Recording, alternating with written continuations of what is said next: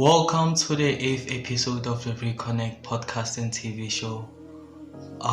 Today the subject of today is about the Central Bank of Lesotho and macroeconomics. In March 2024, the 200 Maloti banknote from the Kingdom of Lesotho was announced as the winner of the Commemorative Banknote category in the High-Security Printing EMEA Awards. So let's delve into the majestic features that made this banknote stand out. So the first one is the design and innovation. So the 200 Maloti banknote was regarded as the very best in design and innovation. So it beautifully captured the cultural heritage and background of Lesotho, reflecting the country from which it was issued. So the second one is the environmental sustainability. So this banknote was one of the world's first print banknotes to be made with African organic cotton. I think it symbolized keenly the Fed's passion for agriculture and environmental sustainability. So this is the picture of the old 200 Maloti banknote, and this is the picture of the new banknote. So this banknote has the following environmentally friendly features: 75% cotton made in Africa and 25% FSC certified wood pulp, and mineral oil-free inks were used for this multi-nose printing, reduced plastic content and lowest life cycle carbon print.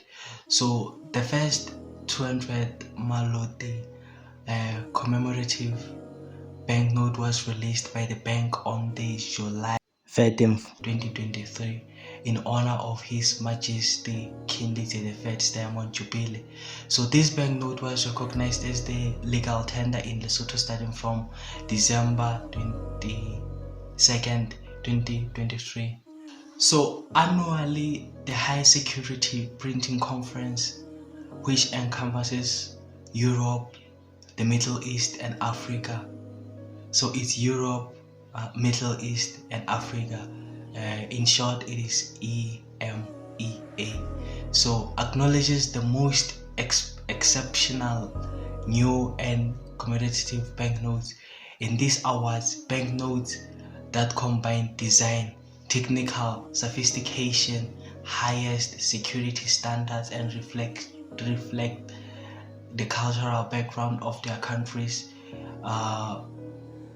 in an appealing manner are recognized with Regional Banknote of the Year award. So this award is divided into different categories, namely Best New Banknote and Best New Commemorative Banknote of the Year. So the Lesotho Commemorative Banknote was nominated for the Highest Security Printing EMEA Award, which were part of the conference held in Sofia, Bulgaria on March 4th to March 6th, 2024. So on March 5th, 2024, the 200 Maloti banknote from the Kingdom of Lesotho by the Central Bank of Lesotho was announced as the winner of the Commemorative Banknote category. So this banknote of ours, the selection of 200 Maloti currency was based on the following majestic features. It was regarded as the very best banknote in design and innovation. It presented the cultural heritage and background of the country from which it was issued. And lastly, it was one of the world's first green banknotes to be made with African organic cotton, reflecting the king's passion for agriculture and environmental sustainability. Wow. Well, even though the general public can celebrate the money printing, usually money printing sometimes it comes with cost, and that usually affect the general public negatively, and it's not all the time that money printing will affect us positively. So now let's talk about money on the move, inflation and deflation. So imagine you are Thapelo, you are selling beautiful wool scarves. So last year you sold them for 100 maloti each. So this year, if the price of wool and rent go up, you might have to raise the price to 110 maloti to keep your business afloat. So that's inflation. When the general price of goods and services goes up, reducing the buying power of your loti. So on the other hand, what if there is less money circulating or fewer goods are available? You might struggle to sell your scarf even at 100 malot, and you might have to go to maybe 70, 60. So that's deflation. When prices fall, it can be bad for business and the economy. So that's where the central bank usually comes in to keep things balanced. So that's where the Central Bank of Lesotho comes in. They are like the referee of the economy, trying to keep inflation stable and promote growth. They have a toolbox full of instruments to achieve this. First, it's printing money. No, not quite, but we'll talk about quantitative easing. So let's talk about quantitative easing. So quantitative easing is not just about printing money like crazy. Like the Central Bank of Lesotho can buy government bonds from banks. So when the Central Bank of Lesotho buy government bonds from banks, this injects more money into the system, making it cheaper for people and business to borrow. Imagine it like adding more water to a dry dam. So if you add more water to a dry dam, it increases the overall flow of credit. So the advantages of quantitative easing is that so quantitative easing, the short form quantitative easing is QE. So QE can boost the economy during a recession by encouraging borrowing and spending. Also, lower interest rates can make things like car loans or home loans more affordable. But there are also disadvantages of QE. So the disadvantages of QE, which is quantitative easing, is that too much QE can lead to inflation.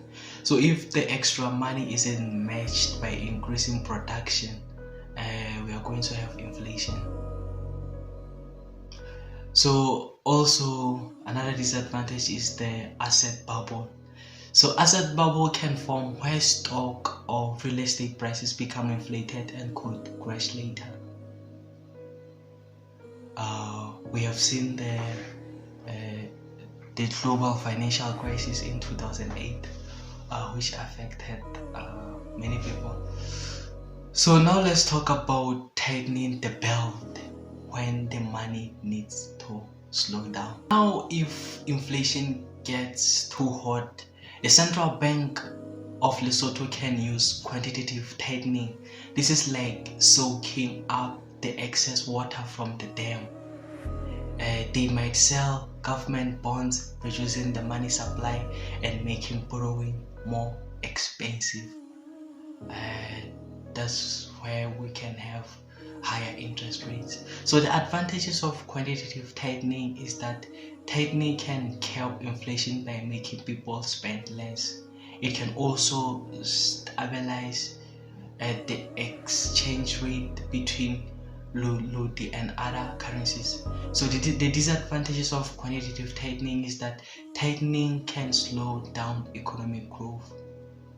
Also, higher interest rates can make it harder for business to invest and create jobs.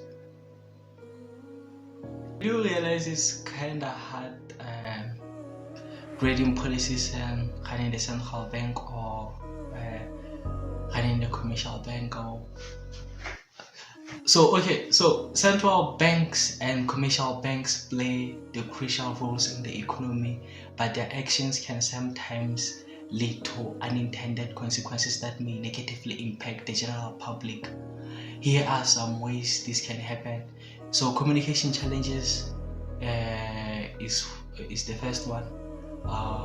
Central banks often communicate their policies and decisions to the public indirectly, usually through news media. However, this can sometimes lead to misinterpretations or misunderstandings about the central bank's intentions. So the second one is the interest rate policy. So central banks set interest rates and reserve requirements for commercial banks. If these rates are set too high or too low, it can lead to economic instability affecting savings, investments, and the cost of borrowing for the general public. So the third one is the credit provision. So commercial banks directly impact the economy by providing loans and credit. However, irresponsive lending practices can lead to financial crisis, as seen in the 2008 financial crisis. So the fourth one is the socio-economic impact. Central banks indirectly influence social well-being, so sustainability and environmental action, and even industrial policies. So these policies can create winners and losers in the socio-economic world, making their mandates increasingly complex and ambiguous. The fifth one is trust and accountability. Central banks aim to guide inflation expectation and ensure accountability to create trust. However, if they fail to meet this expectation, or if their actions are perceived as not being in the public best interest, it can lead to loss of trust. So what do you think is the cause of high inflation in Argentina, Venezuela, or Zimbabwe? Maybe it will be a topic for another day. Thanks for watching.